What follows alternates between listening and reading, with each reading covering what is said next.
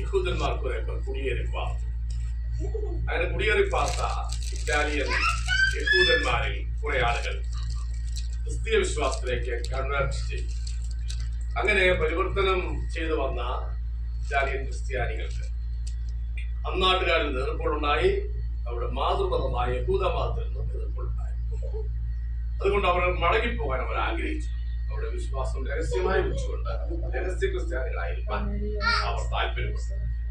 ഇതറിഞ്ഞ അപ്പോസ്തലനായ പൗലോസ് നിങ്ങൾ ആരും പിന്മാറിപ്പോകട്ടെ എന്ന് ഓർമ്മിക്കാൻ അവരെ ഉത്സാഹിപ്പിക്കാൻ എന്ന ലേഖനമാണ് എബ്രായ ലേഖനം. അതിൽ അദ്ദേഹം ഒരു 16 സാക്ഷികളെ കൊണ്ടുവരികയാണ്. ഹാബേൽ, നോഹ, മോശ, അബ്രഹാം, ഇസ്ഹാക്ക്, യാക്കോബ്, യോസേഫ്, സാറ, രാഗ എന്നീ 10 പേരെ കുറിച്ച് വിശദമായിട്ട് ഗിദ്യോൻ, ഇഫ്താർ, ശിംശോൻ, ബാരാക്ക്, ശമൂവേൽ, ദാവീദ് എന്നീ 6 പേരെ കുറിച്ച് ഓരോ വാക്കുകളിലും പറഞ്ഞിട്ട് ഇവർക്കെല്ലാം നിൽക്കാൻ കഴിഞ്ഞെങ്കിൽ നമുക്ക് നിൽക്കാം. ആ സാക്ഷികളെ കുറിച്ചുള്ള വിശദീകരണമാണ് ഈ ലേഖനത്തിൽ നമ്മൾ കാണുന്നത്. ഇവരെ കുറിച്ച് പൊതുവായി പറഞ്ഞ ചില കമന്റുകളാണ് നമ്മൾ വായിച്ചത്. ഒരു വാചകം മാത്രമേ ഞാൻ സംസാരിക്കാൻ എടുക്കുന്നുള്ളൂ. ഇവരെല്ലാം ബലഹീനതയിൽ ശക്തരായിരുന്നു. ഈ ശിവശനൊക്കെ ഭയങ്കര ശക്തന്മാരായിരുന്നു എന്നായിരുന്നു എന്റെ ധാരണ.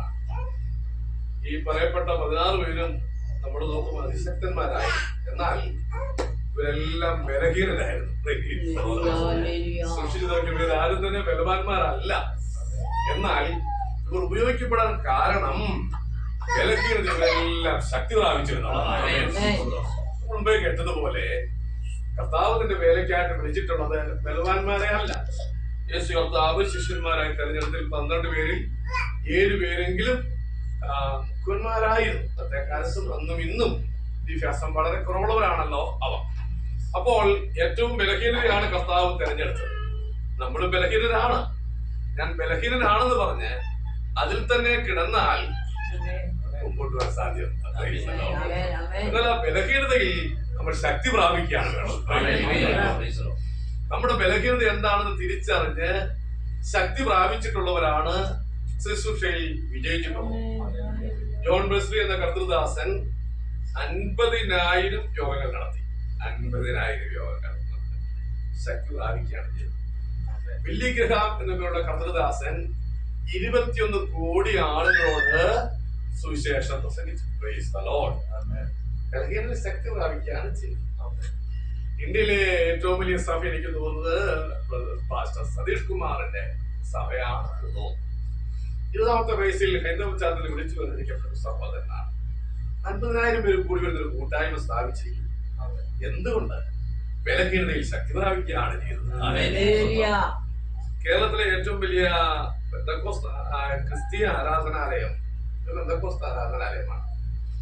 പാറശാലയിലുള്ള പാസ്റ്റർ എൻ സ്റ്റീവൻ സ്ഥാപിച്ചിരിക്കുന്ന ആരാധനാലയമാണ്. കേരളത്തിലെ ഹൈന്ദവരുടെ ആരാധനാലയം എടുത്താലും, ഇസ്ലാമികരുടെ ആരാധനാലയം എടുത്താലും, എപ്പിസ്കോപ്പൽസുകളുടെ ആരാധനാലയം എടുത്താലും പാസ്റ്റർ എൻ സ്റ്റീവന്റെ ബാക്ക്ഗ്രൗണ്ട് നോക്കിയാൽ, ഞാൻ ആ കർത്താസിനെ ചെറുതാക്കി പറയല്ല, വളരെ ലളിതമാണ്. ആ ബലഹീനതയിൽ കോംപ്ലക്സ് അടിച്ചിരിക്കാതെ ബലഹീനതയിൽ ശക്തിപ്പെട്ടു. നമുക്ക് മുമ്പോട്ട് പോകണമെങ്കിൽ ഈ ബലഹീനതയിൽ ശക്തിപ്പെടണം. Praise the Lord. Praise the Lord. തിരുവല്ലയിൽ പുല്ലാട് എന്ന സ്ഥലത്ത് പാപ്പച്ചൻ പാസ്റ്റർ എന്ന പേരുള്ള കർത്താസ് ജീവിച്ചിരുന്നു. 2-3 വർഷം മരിച്ചു. കൈയും കാലും ഇല്ലായിരുന്നു. ഒരു 10 യോഗങ്ങളിലെങ്കിലും ഞാൻ അദ്ദേഹത്തിന്റെ യോഗങ്ങളിൽ പ്രസംഗിച്ചിട്ടുണ്ട്. സഭയിൽ ഒരു 75 പേരെ സഭായോഗത്തിന് ഞാൻ കണ്ടിട്ടുള്ളൂ. ഞാൻ പോയ സഭായോഗത്തിൽ. എന്നാൽ ഉപവാസ പ്രവർത്തനങ്ങൾക്ക് ഒരു 150 പേരെങ്കിലും കാണും. ഞാൻ സംഘടിപ്പിച്ച കൺവെൻഷനുകൾക്ക് ഒരു 500 പേരെങ്കിലും ഉണ്ട്. ദൈവത്തിന് കൈയില്ല, കാലുമില്ല. കൈയുടെ കാലിന്റെ സ്ഥാനത്ത് ചെറിയ ഒരു ഉപകരണം മാത്രം. കൈ കൊണ്ട് മയക്കിയിട്ടില്ല കേട്ടോ. പിന്നെ ബൈബിള് പറിക്കാം. വലത് കൈയുണ്ട്. ഒരു ഗ്ലാസ് വെള്ളം പോലും എടുത്ത് കുടിക്കാൻ പാടില്ല. കുടിക്കാൻ പാടില്ല. വെള്ളം കുടിക്കുന്നത് കണ്ട സങ്കടം തോന്നും. ആ ഗ്ലാസ് ഇങ്ങനെ കടിച്ചെടുത്ത് ഇങ്ങനെ കുടിക്കുകയാണ് ചെയ്യുന്നത്. കാലിന്റെ സ്ഥാനത്ത് ചെറിയ, വളരെ ചെറിയ 5 വയസ്സുള്ള കുഞ്ഞിന്റെ കൈയുടെ വലിപ്പമുള്ള 2 അവയവം എടുത്തുകൊണ്ട് എഴുതാനേ കഴിയുള്ളൂ. പക്ഷെ അദ്ദേഹം കസല എഴുതും. മൈക്കെടുത്ത് കഴിഞ്ഞാൽ ഒന്നാന്തരമായി പാടും. എന്തെങ്കിലും പറഞ്ഞ് വിളമ്പെല്ലാം ഉജ്ജ്വലമായ പുസ്തകം നടത്താം. ദൈവമക്കളെ ബലഹീനതയിൽ ശക്തിപ്പെടണം. കൈയും കാലും ഇല്ലാതിരുന്ന കർത്തൃദാസനെ ഇപ്പോ അങ്ങനെയുള്ള ആളുകളാണ് വോയിസിനുള്ളിൽ മരിച്ചു പോകും. കാരണം എക്സസൈസ് ഇല്ലാതെ വിടുമ്പോൾ വയറ് തീർക്കും, അങ്ങനെ എന്തെങ്കിലും മരിച്ചുപോയി. കർണാടക എക്സസൈസ് ഒന്നും ചെയ്യാൻ പറ്റത്തില്ല, ആരും കൊണ്ടുവരാൻ പറ്റത്തുള്ളൂ. പക്ഷേ എനിക്ക് തോന്നുന്നത് ഒരു 1000 പേരെ